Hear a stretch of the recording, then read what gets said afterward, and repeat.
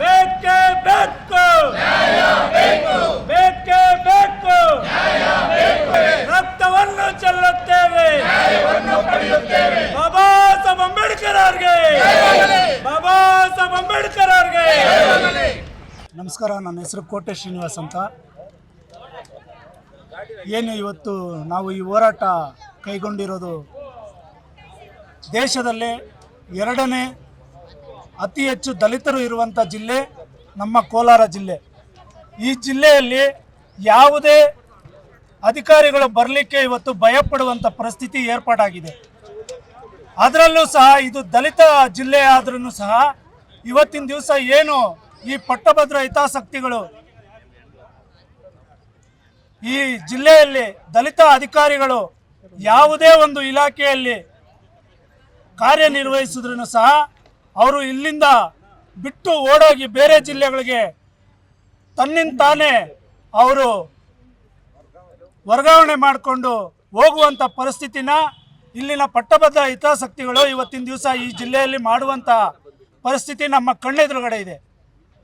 ನಾವು ದಲಿತರು, ಈ ದಲಿತರಲ್ಲಿ ದಲಿತರನ್ನ ಉಳಿಸ್ಬೇಕು ಅಂದರೆ ಈ ಜಿಲ್ಲೆಗೆ ದಲಿತ ಅಧಿಕಾರಿಗಳು ಹೆಚ್ಚಿನ ರೀತಿಯಲ್ಲಿ ಬರಬೇಕು. ಆದರೆ ಇವತ್ತು ನಾವು ಈಗಾಗಲೇ ಈ ಹಿಂದೆ 3 ಬಾರಿ ನೋಡಿದ್ದೀವಿ. ನೂತನವಾಗಿ ಏನು ಒಂದು 6 ತಿಂಗಳ ಹಿಂದೆ ಬಂದಿರುವಂಥ ಉಪವಿಭಾಗಾಧಿಕಾರಿಗಳು ನಮ್ಮ ದಲಿತ ಕುಟುಂಬದ ಒಂದು ಹೆಣ್ಣು ಮಗಳು, ಆ ಹೆಣ್ಣು ಮಗಳಿಗೆ ಪ್ರತಿ ಹಂತದಲ್ಲೂ ಸಹ ಯಾವ ರೀತಿ ಕಿರುಕುಳ ಕೊಡ್ತಾ ಇದ್ದಾರೆ, ಯಾವ ರೀತಿ ದೌರ್ಜನ್ಯ ಮಾಡ್ತಾ ಇದ್ದಾರೆ, ಯಾವ ರೀತಿ ದಬ್ಬಾಳಿಕೆ ಮಾಡ್ತಾ ಇದ್ದಾರೆ. ಏನು ಈ ದಬ್ಬಾಳಿಕೆಗೆ ಕೊನೆ ಇಲ್ವಾ? ನಾವೇನು ದಲಿತರು ಬಳೆ ತೊಟ್ಕೊಂಡು ಕುತ್ಕೋಬೇಕಾ? ದಲಿತ ಅಧಿಕಾರಿ ಹೆಣ್ಣುಮಕ್ಕಳು ಇಲ್ಲಿ ಕೆಲಸ ಮಾಡಬಾರ್ದಾ? ಪ್ರತಿ ಹಂತದಲ್ಲೂ ಈ ಹಿಂದೆ ಇದ್ದಂಥ ವೆಂಕಟಲಕ್ಷ್ಮಮ್ಮ ಅವ್ರಿಗೂ ಸಹ ಇದೇ ಕೆಲಸ ಕೊಟ್ಟರು. ಅವರು ಇಲ್ಲಿ ಕೆಲಸ ನಿರ್ವಹಿಸದೆ ಅವರು ಬೇರೆಡೆಗೆ ಸ್ಥಳಾಂತರ ಆಗೋ ರೀತಿ ಈ ಪಟ್ಟಭದ್ರ ಹಿತಾಸಕ್ತಿಗಳು ಕಾಳಜಿ ವಹಿಸಿ ಅವರನ್ನು ಎತ್ತಂಗಡಿ ಮಾಡಿಸಿದ್ರು. ಈಗ ಒಳ್ಳೆ ನಿಷ್ಠಾವಂತ ಅಧಿಕಾರಿ ಏನು ದಲಿತರ ಪರ PTCL ಕಾಯ್ದೆಗಳನ್ನು ಚಾಚು ತಪ್ಪದೆ ಅತಿ ಶೀಘ್ರದಲ್ಲಿ ಒಂದು ಇತ್ಯರ್ಥಗಳನ್ನು ಮಾಡ್ತಾ ಇರುವಂಥ ಒಳ್ಳೆ ನಿಷ್ಠಾವಂತ ಅಧಿಕಾರಿಯನ್ನು ಇವರು ಈ ರೀತಿ ದಬ್ಬಾಳಿಕೆ ದೌರ್ಜನ್ಯ ಮಾಡಿ ಇಲ್ಲಿಂದ ಅವರಷ್ಟೇ ಟ್ರಾನ್ಸ್ಫರ್ ಮಾಡ್ಕೊಂಡು ಹೋಗಬೇಕು. ನಾನು ಕೃಷ್ಣ ಬೈರೇಗೌಡರಿಗೆ ಫೋನ್ ಮಾಡ್ತೀನಿ, ನಾನು CMಗೆ ಫೋನ್ ಮಾಡ್ತೀನಿ. ಯಾಕೆ ಇಲ್ಲಿ ದಲಿತ ಹೆಣ್ಣು ಮಕ್ಕಳು ಕೆಲಸ ಮಾಡಬಾರ್ದಾ? ಕೆಲಸ ಮಾಡಲಿಕ್ಕೆ ನಮಗೆ ನೈತಿಕತೆ ಇಲ್ವಾ? ಬಾಬಾ ಸಾಹೇಬ್ ಅಂಬೇಡ್ಕರ್ ಅವ್ರಿಗೂ ನಮಗೆ ಶಿಕ್ಷಣ ಅನ್ನೋದು ಕೊಟ್ಟಿರೋದು ಈ ಒಂದು ದಲಿತ ಕುಟುಂಬಗಳಿಗೆ ನ್ಯಾಯ ದೊರಕಿಸ್ಬೇಕು.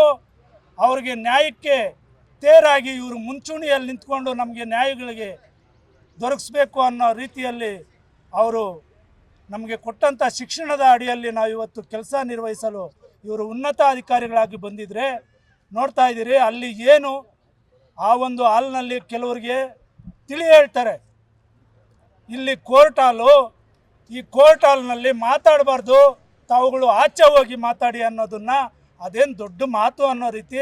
ಯಾಕಂದರೆ ನಾನು ನ್ಯಾಯವಾದಿಗಳಿಗೆ ನಾವು ಗೌರವವನ್ನು ಸೂಚೋಣ. ಯಾಕಂದರೆ ನ್ಯಾಯದೇವತೆ ಎಲ್ಲರಿಗೂ ಒಂದೇ, ನ್ಯಾಯಾಧೀಶರು ಎಲ್ಲರಿಗೂ ಒಂದೇ.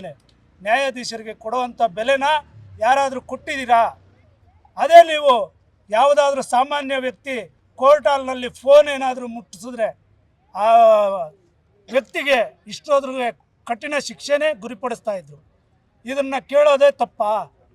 ಇಂಥ ಅಧಿಕಾರಿಗಳು ಇಲ್ಲಿರಬಾರ್ದು. ಕೃಷ್ಣ ಬೈರೇಗೌಡರಿಗೆ ಇಂಟಿಮೇಷನ್ ಮಾಡ್ತಾರೆ, ಈ ಕಡೆ ಸಿದ್ದರಾಮಯ್ಯನವ್ರಿಗೆ ಇಂಟಿಮೇಷನ್ ಮಾಡ್ತಾರೆ. ಇವತ್ತಿನ ದಿವಸ ಏನು ಈ ಸರ್ಕಾರಗಳು ಆಳುವಂಥ ಸರ್ಕಾರಗಳು ಈ ದಲಿತರಿಂದಲೇ ನಾವು 1,80,00,000 ಜನಸಂಖ್ಯೆ ಇದ್ದೀವಿ, ನಾವು we are the rulers in the state ಅಂತ ಈ ದಲಿತ ಹೆಣ್ಣು ಮಕ್ಕಳನ್ನೇ ಆಗಲಿ ಇರ್ಬೋದು, ಯಾವುದೇ ದಲಿತ ಅಧಿಕಾರಿಗಳಿಗೆ ನೀವು ಕಿರುಕುಳ ಕೊಟ್ಟಲ್ಲಿ ಇವತ್ತಿನ ದಿವಸ ಏನು ಜಿಲ್ಲಾಧಿಕಾರಿಗಳ ಕಚೇರಿ ಮುಂದೆ ಮಾಡ್ತಾ ಇದ್ದೀವಿ. ಮುಂದೆ ಜಿಲ್ಲಾಧಿಕಾರಿಗಳ ಕಚೇರಿ ಅಲ್ಲ, ಇಲ್ಲಿ ಇಡೀ ಜಿಲ್ಲೆಯಾದ್ಯಂತ ನಮ್ಮ ದಲಿತ ಅಧಿಕಾರಿಗಳಿಗೆ ಯಾರಿಗಾದರೂ ಒಬ್ಬರಿಗೆ ಕಿರುಕುಳ ಕೊಟ್ಟಿದ್ದೇ ಆದಲ್ಲಿ ಇನ್ನು ಉಗ್ರ ಹೋರಾಟನ ಹೈವೇ ರಸ್ತೆ ತಡೆ ಮಾಡಿ ನಾವು ವ್ಯಕ್ತಪಡಿಸ್ತೀವಿ ಅಂತ ಈ ಮೂಲಕ ಹೇಳಕ್ಕೆ ಇಚ್ಛೆ ಪಡ್ತೀವಿ. ಮತ್ತು ಏನು ಈ ರಾಜ್ಯದ ಒಬ್ಬ ದಲಿತ ಶೋಷಿತ ಸಮುದಾಯದ ಇವತ್ತು ಮುಂದಿನ ಮುಖ್ಯಮಂತ್ರಿಗಳೇ ಅಂತ ಬಿಂಬಿಸ್ತಾ ಇರುವಂಥ ಮಾನ್ಯ ಲೋಕೋಪಯೋಗಿ ಸಚಿವರಾದಂಥ ನಮ್ಮೆಲ್ಲರ ನಾಯಕರು ಸತೀಶ್ ಜಾರಕಿಹೊಳಿ ಅವ್ರನ್ನ ಮಾಲೂರಿನ ನಾರಾಯಣ ಸ್ವಾಮಿ ಅನ್ನೋನು ಏನು ಕೀಳಾಗಿ ಅವನು ಸತೀಶ್ ಜಾರಕಿಹೊಳಿ ಹಾಕ್ಸ್ಕೊಂಡ್ಬಂದಿದ್ದಾನೆ ಅಂತ ಹೇಳಿದ್ದಾನೆ. ಅವನ್ನ ಇವತ್ತು ಅರೆಸ್ಟ್ ಮಾಡಬೇಕು. ಮಾನ್ಯ SP ಸಾಹೇಬರಿಗೆ ಇವತ್ತು ಇದೇ ಮೂಲಕ ಜಿಲ್ಲಾಧಿಕಾರಿಗಳಿಗೂ ಮನವಿ ಮಾಡ್ತಾ ಇದ್ದೀವಿ. ಅವರು ನಮ್ಮ ಸತೀಶ್ ಜಾರಕಿಹೊಳಿ ಅವ್ರನ್ನ ಕ್ಷಮೆ ಕೇಳಬೇಕು. ಇಲ್ಲವಾದಲ್ಲಿ ಮುಂದೆ ಇಲ್ಲಿ ನಾವು ಅವರು ಬೆಳಗಾವಿ ಇರ್ಬೋದು, ಬಟ್ ಎಲ್ಲ ಜಿಲ್ಲೆಗಳಲ್ಲೂ ಅವ್ರದ್ದೇ ಆದಂಥ ಅಭಿಮಾನಿ ತಂಡಗಳಿದೆ. ದಲಿತ ಸಮುದಾಯ ಅವರ ಬೆನ್ನ ಹಿಂದೆ ಇದ್ದೇವೆ. ಅವ್ರನ್ನ ಆ ನಾರಾಯಣ ಸ್ವಾಮಿ ಮಾಲೂರು ನಾರಾಯಣ ಸ್ವಾಮಿ ಅನ್ನೋರನ್ನ ಈ ಕೂಡಲೇ ಅರೆಸ್ಟ್ ಮಾಡಬೇಕು.